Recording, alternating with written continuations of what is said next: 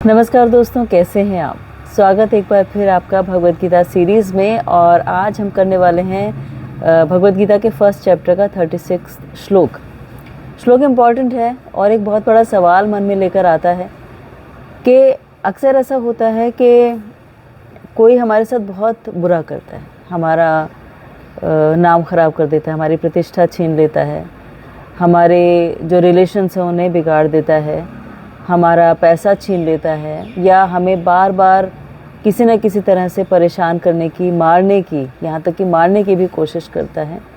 तो क्या ऐसे में हमें बदला लेना चाहिए, टिट फॉर टैट का प्रिंसिपल अपनाना चाहिए, या फिर ये सोचना चाहिए कि छोड़ो ठीक है, वो ऐसा है तो हम ऐसे क्यों हो जाएं। तो ये बहुत बड़ा सवाल है और इस सवाल का जवाब हमें नहीं मिल पाता, इसीलिए कई बार हम टिट फॉर टैट करते हैं, यानी जो उसने किया वैसा ही करने की कोशिश करते हैं। लेकिन फिर वो एक विशियस सर्कल बन जाता है कि उसने बुरा किया, फिर हमने किया, फिर उसने और बुरा किया, फिर हमने और बुरा किया, तो उससे बाहर नहीं निकल पाते।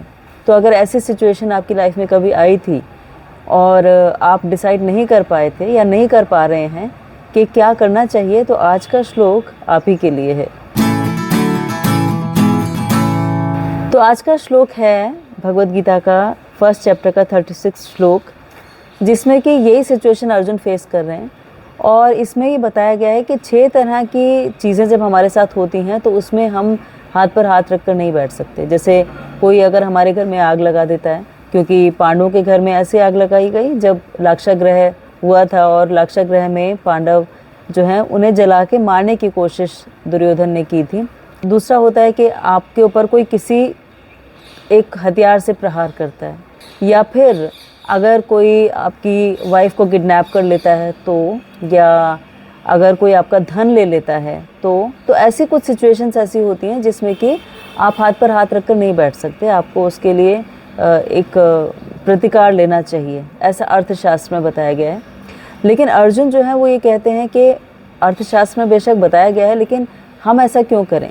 ठीक है, उन्होंने हमारे साथ बुरा किया, लेकिन जैसे माता पिता होते हैं और बच्चे उनके साथ बुरा कर देते हैं तो माँ बाप उन्हें मार नहीं देते।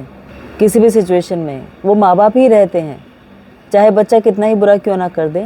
तो ऐसे ही यहाँ पर अर्जुन कह रहे हैं कि ये सारे के सारे लोग, बेशक इन्होंने बहुत बुरा किया हमारे साथ, हमारे पर आक्रमण किया, हमारी पत्नी के साथ दुर्व्यवहार किया, हमें आग में जलाने की कोशिश की, हमारा सारा धन छीन लिया, सब कुछ बुरा किया, लेकिन बावजूद इसके हम इन्हें मार थोड़े सकते हैं, ये तो स्वजन है। तो जैसे एक बच्चे को माता पिता नहीं मार सकते, ऐसे हम इन्हें नहीं मार सकते, ये हमारे स्वजन है।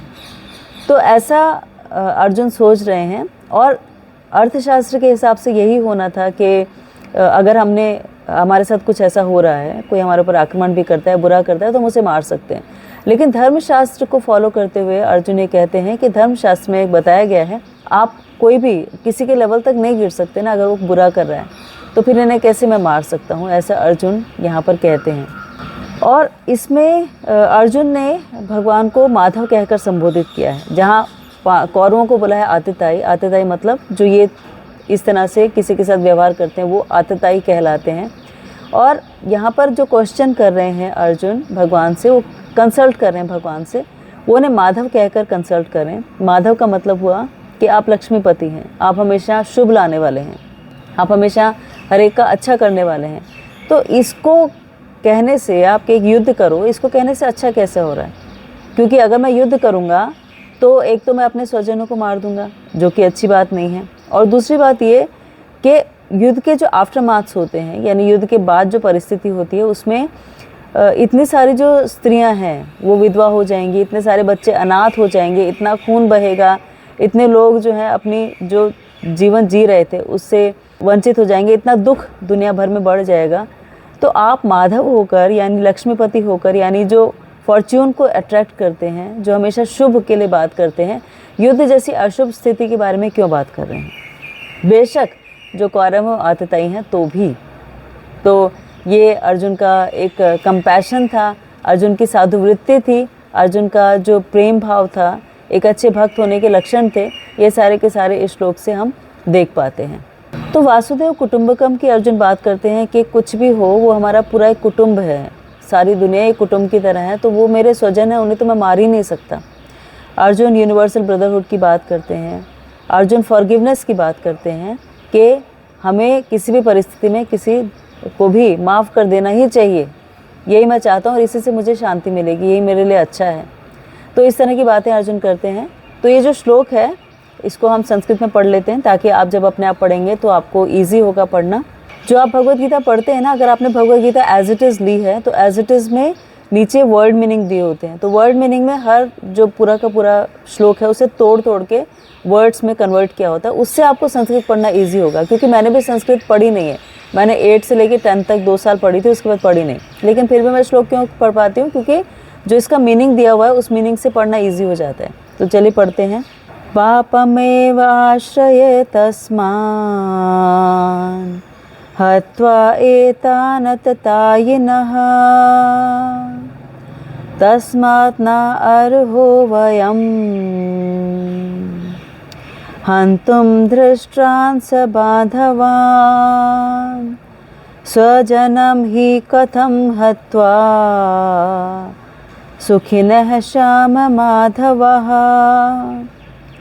कि हम ऐसे आतताइयों का वध करते हैं तो हम पाप के भागी होंगे, इसलिए उचित नहीं होगा कि हम धृतराष्ट्र के पुत्रों और उनके मित्रों का वध करें। हे लक्ष्मीपति कृष्ण, इससे हमें क्या लाभ होगा और अपने ही कुटुंबियों को मारकर हम किस प्रकार सुखी हो सकते हैं।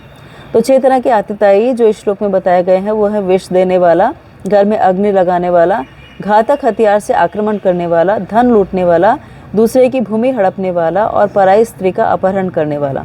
ऐसे आतताइयों के लिए हमें तुरंत कोई ना कोई एक्शन लेना चाहिए। तो जैसे अगर हम देखें, भगवान राम ने जब उनकी पत्नी का अपहरण हुआ था तो रावण को मार दिया था। और भी बहुत सारे ऐसे एग्जाम्पल्स आते हैं जो जिसमें हम ये देखते हैं कि ऐसे आतताइयों में कुछ ना कुछ एक्शन सबने लिया। लेकिन अर्जुन फिर भी यहाँ पर पूछ रहे हैं कि साधुवाद होना, यानी एक ऐसी प्रवृत्ति होना जो एक मोड ऑफ गुडनेस में है और जिसमें हम माफ़ करना सीखते हैं, वो ज़रूरी है, या फिर ऐसी स्थिति ज़्यादा महत्वपूर्ण है जिसमें कि किसी को क्षमा नहीं करना। और मैं ही समझता हूँ कि उस समय में भी क्षमा कर देना ज़्यादा श्रेयस्कर है। अर्जुन यहाँ पर कहते हैं कि इस तरह का मैं अगर इनके साथ प्रतिकार करता हूँ, बदला लेता हूँ, तो उससे क्या लाभ होगा। और आप क्योंकि माधव हैं, आप लक्ष्मीपति हैं, हे कृष्ण, तो फिर आप मुझे ऐसा काम करने के लिए प्रेरित ना करें क्योंकि अनिष्ट होगा। और भगवान जो है किसी का अनिष्ट नहीं चाहते, तो भगवान के भक्त भी किसी का अनिष्ट नहीं कर सकते, ये इस श्लोक में बताया गया है। तो जो हमने ये डिस्कस किया कि माधव का मतलब हमेशा शुभ प्रदान करने वाले, आतताई का मतलब जो इस तरह के काम करते हैं, जो किसी का नुकसान पहुंचाने की कोशिश करते हैं, इन सब में हम कैसे डिसाइड करें, अर्थशास्त्र के हिसाब से, धर्मशास्त्र के हिसाब से, और अर्जुन कैसे डिसाइड करेंगे और क्या उनकी परिभाषा बदल जाएगी, ये आगे के श्लोकों में हम देखेंगे। फिलहाल आप इसे पढ़िएगा और मंथन कीजिएगा कि ऐसी सिचुएशन में आपने माफ़ किया तो उससे आपको ज़्यादा शांति मिली, या फिर आपने बदला ले लिया तो उससे शांति मिली। तो बदला लेना कभी भी अगर देखा जाए तो बहुत अच्छी एक टेंडेंसी होती नहीं है, क्योंकि आप बदला लेते हैं फिर वो कुछ और करता है, तो ये एक्शन रिएक्शन का जो सिलसिला है वो हमेशा चलता जाता है, ख़त्म नहीं होता। लेकिन इस श्लोक में परिस्थिति कुछ अलग थी और आगे जाके हमें उसके बारे में पता लगेगा। वो एक कॉज जो था, एक हायर कॉज था, उसके बारे में। तो इसे आप पढ़िएगा, समझने की कोशिश कीजिएगा, और फिर भी अगर आपके कुछ डाउट्स होते हैं तो आप कमेंट सेक्शन में लिखिएगा। फिर हम अगले श्लोक पर चर्चा करेंगे और फिर जानेंगे कि भगवद गीता अल्टीमेटली हमें क्या सिखाती है, और ये सब कुछ जो हो रहा है, जो मनोस्थिति है, उससे अल्टीमेटली अर्जुन बाहर कैसे निकल पाते हैं, ये सब हम समझेंगे। और साथ ही साथ हम भी अपनी सिचुएशन से बाहर निकलने की कोशिश करेंगे। तो प्लीज़ अपना बहुत ख्याल रखिएगा, ऐसे ये श्लोक को और भगवद गीता सीरीज़ को पढ़ते रहिएगा ताकि आपकी लाइफ में बहुत सारी क्लैरिटी आती जाए और आप अपनी डिसीजन मेकिंग को और बेहतर